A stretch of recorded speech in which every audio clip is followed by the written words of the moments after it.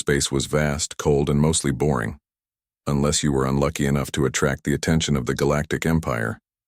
Humanity, of course, had been lucky for centuries.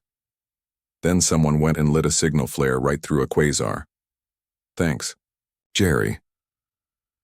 Aboard the UHS Brickhouse orbiting the edge of the Epsilon Thorn system, Captain Mason Rourke sipped cold coffee from a cracked mug that read, "I survived Monday." He was a man who looked like he'd fought 3 divorces and won at least 2. His uniform was half-buttoned, boots scuffed, and hair in a state of carefully orchestrated chaos. He liked it that way. "So let me get this straight," he said, eyes narrowing at the hologram floating above the table. "They called us what?"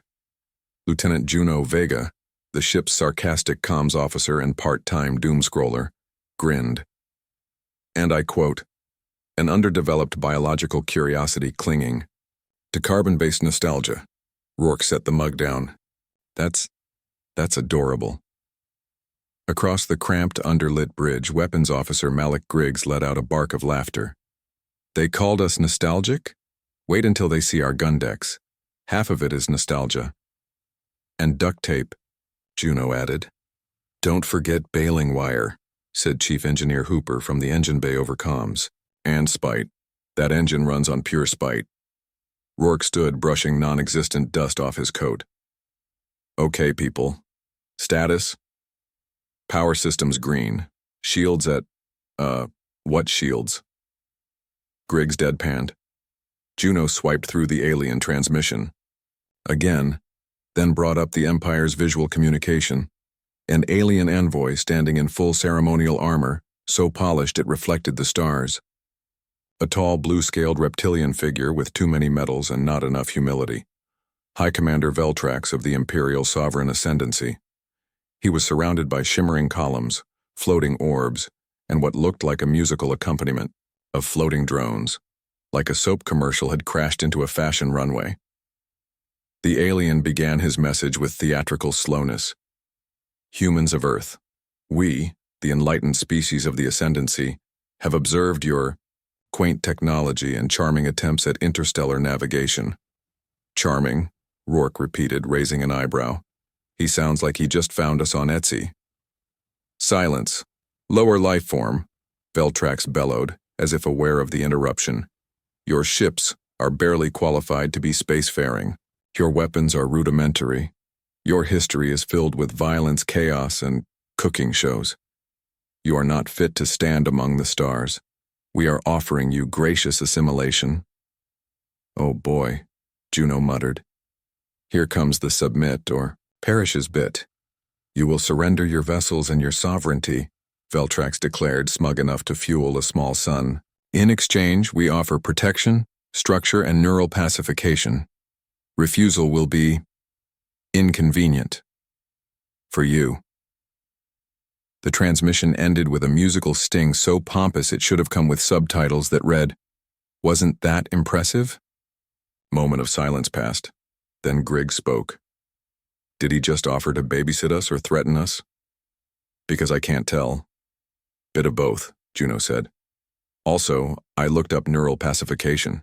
It's space lobotomy with extra steps." Rourke cracked his knuckles. "So we've been formally insulted by the biggest empire in the quadrant, threatened with galactic babysitting, and our cooking shows are being mocked. I can let the sovereignty slide, but mocking Gordon Ramsay? That's war." Hooper chimed in again. "Technically, he called your chili recipe viscous protein waste. I'd take that personally." Rourke tapped the comm panel. "Open a channel." Juno smirked. "Want me to use our official diplomatic voice? Use the one with extra sarcasm. Make it sound like a Yelp review of a bad amusement park." She keyed it in, and the screen lit up again, revealing Veltrax, now looking vaguely bored. The alien gave the human bridge a once-over, expression twisting in disgust. Rourke gave his most charming, sleep-deprived smile. "Commander Veltrax, pleasure's all yours, I'm sure. I just wanted to say, love the floating orb aesthetic. Very. Early 2000s Apple Store. Really sells the evil overlord thing." Veltrax's eyes narrowed. "You are not taking this communication seriously." Oh no, we're taking it very seriously.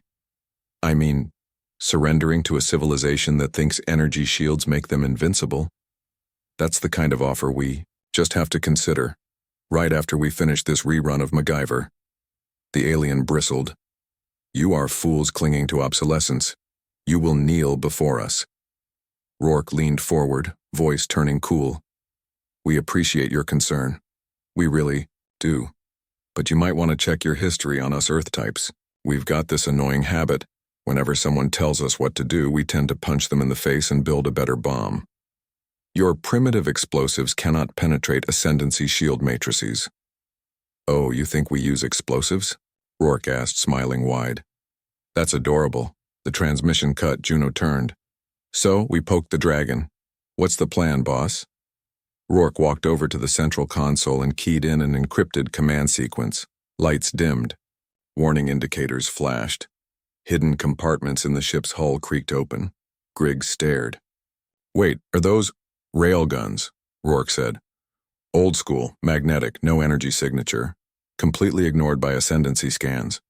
And Hooper's been retrofitting them with tungsten rods and a payload surprise.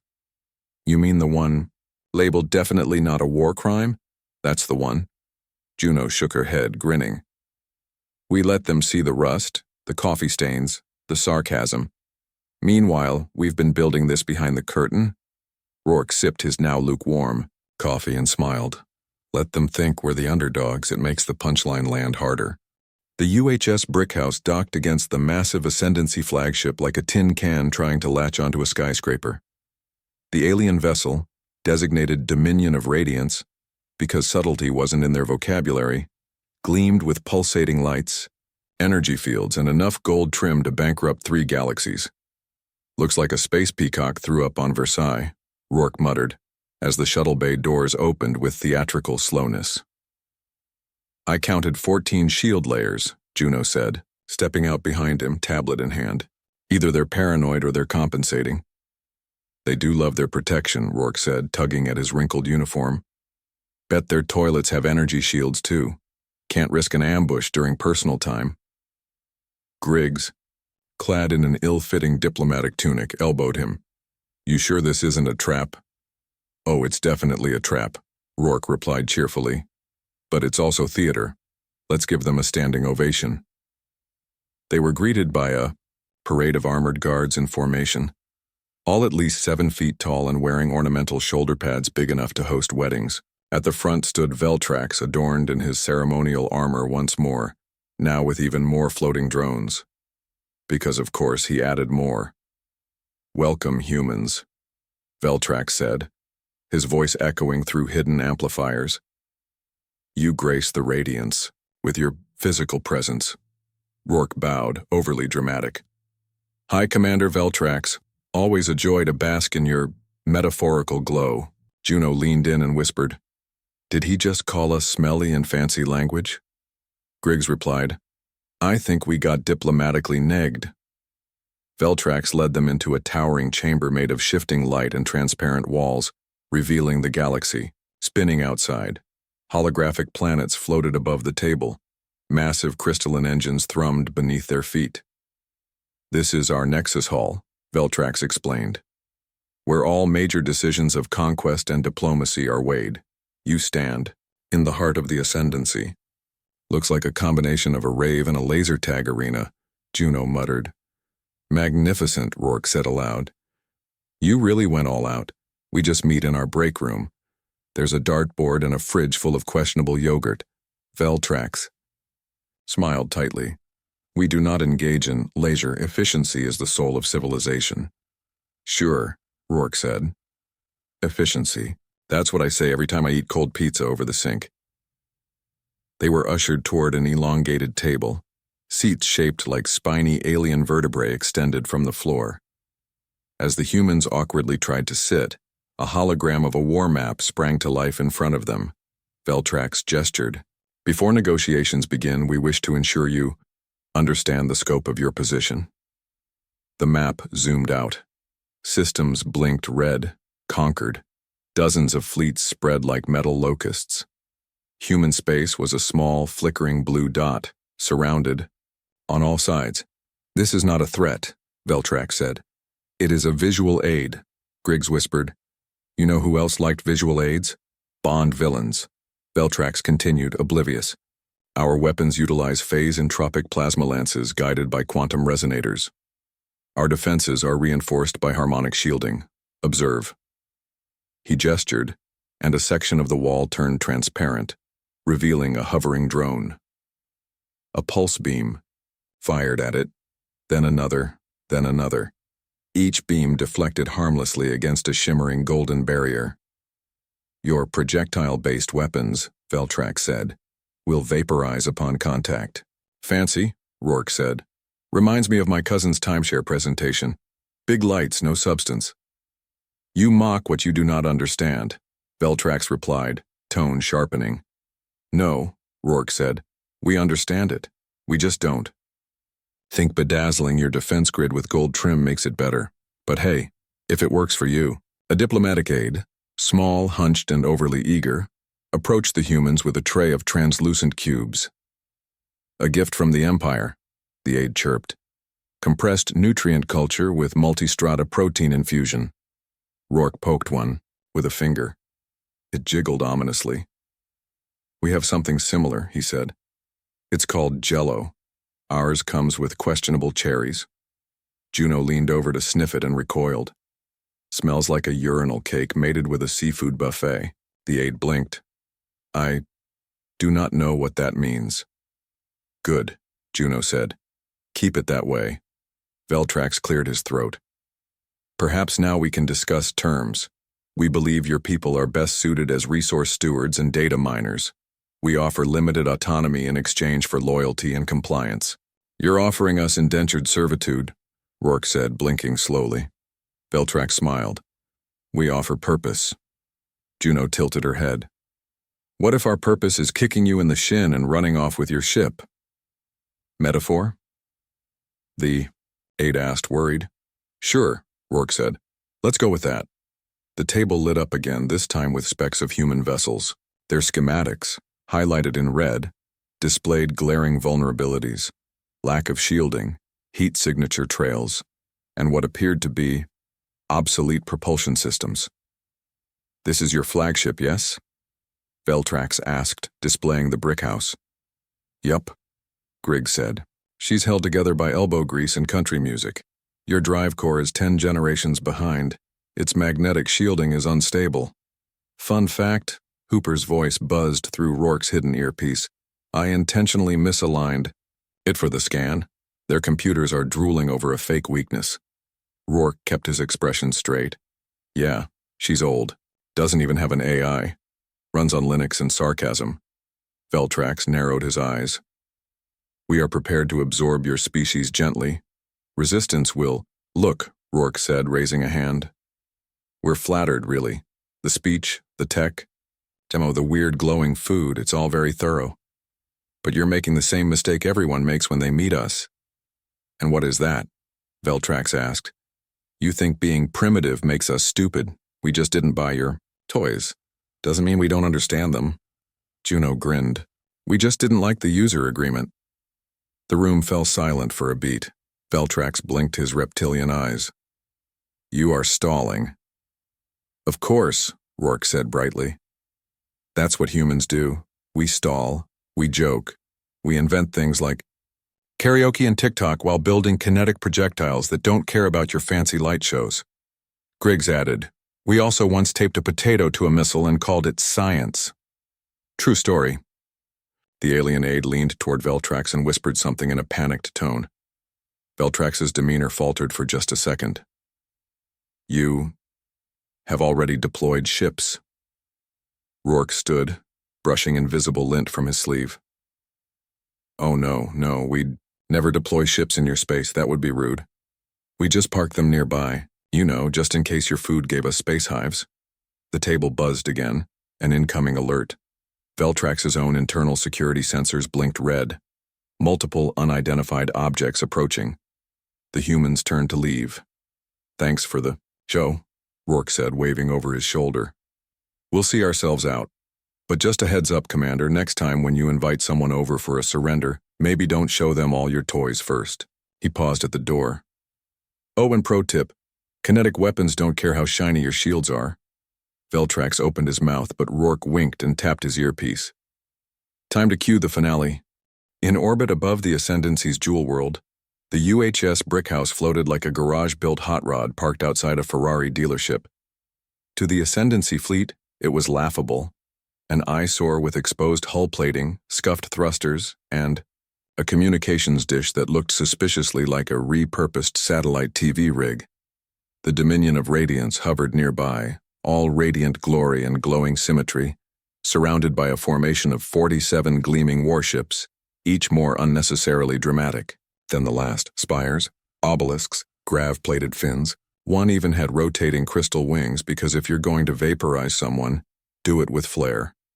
Human vessel, the Ascendancy fleet commander broadcast in his best, "We're being very serious now" voice. This is your final warning.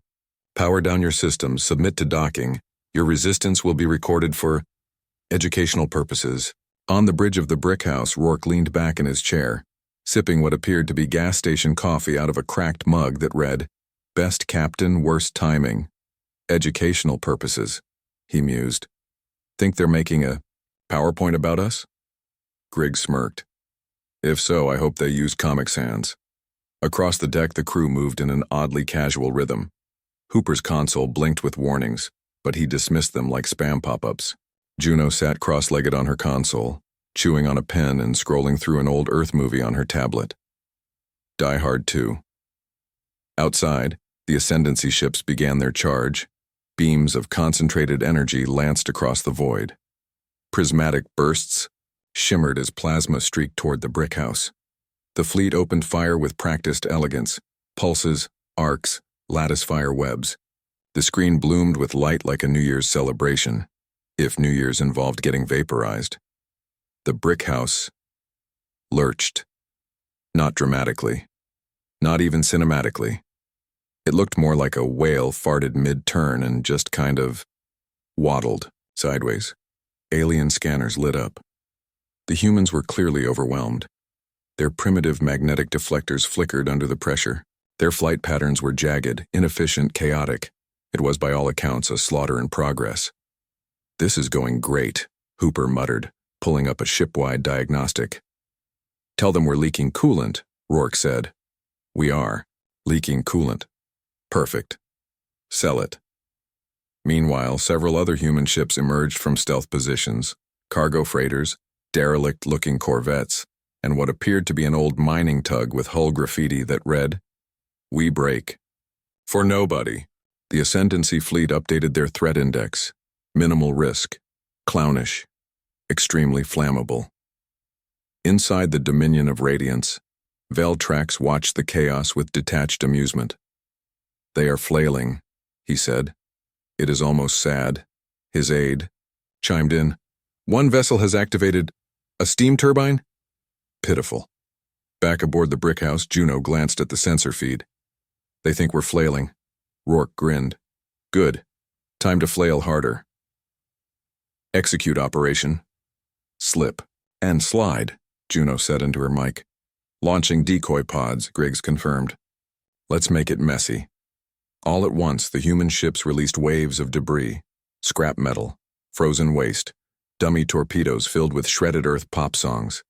The Ascendancy weapons systems tried to compensate, tracking each as a new threat. Targeting arrays went wild.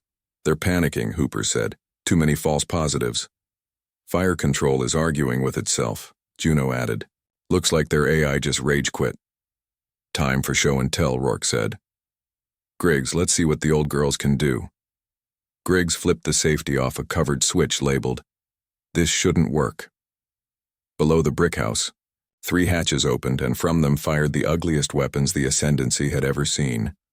No graceful beams, no plasma arcs, just massive unguided slugs. Railgun rounds the size of trucks screamed through space at insane velocities, pure kinetic hatred wrapped in tungsten and human spite. The first slug hit an Ascendancy destroyer mid-turn. It passed, through the shimmering golden shield like a bullet through wet tissue. The destroyer didn't explode immediately. It folded, shrieked in metal agony, then spun into its neighbor and detonated in a fireworks display of failure. Veltrax stared at the screen. Replay that. The tactical officer obliged. The replay clearly showed the shield doing nothing as the projectile bored a perfect hole through the destroyer. Impossible, Veltrax muttered. Our shields are calibrated for energy frequencies.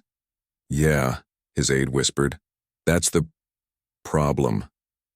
More slugs followed, from other ships, from fake freighters, from disguised mining vessels now revealing their modified spinal mount, coil guns. And just like that, the Ascendancy fleet, so pretty, so polished, so sure of itself, was being systematically deconstructed. Beam weapons fired back in desperation, but human ships jittered and jitterbugged through space like drunk hornets. Their erratic, asymmetrical tactics confused automated target tracking. One human corvette even turned its engines off mid-spin, launched a full spread of dumbfire missiles, then let Newton's laws finish the rest. The missiles weren't sleek. They didn't glow. They looked like warehouse pipes duct-taped to fuel cells. But they worked. Another Ascendancy cruiser took 6 to the gut and folded like a lawn chair in a hurricane. On the brick house, Griggs whooped. That's for calling my ship rust-flavored. Hooper yelled. Railgun 2 just hit a shield node junction. Their whole midline's vulnerable. Rourke nodded. Start shaving layers. Let's peel them like an onion. Ascendancy ships began to flee. Some activated emergency warp protocols, only to find their FTL arrays fried by debris impacts or overwhelmed by jamming pulses from human jerry-rigged comms. Inside the Dominion of Radiance, Veltrax staggered as the lights flickered. This is absurd, he hissed. How can they do this with projectiles? The aide was nearly vibrating with panic. Sir, our shields weren't built for mass impact. They're calibrated to refract, not absorb. They never expected rocks, Veltrax finished bitterly. We built temples to light, and they threw rocks.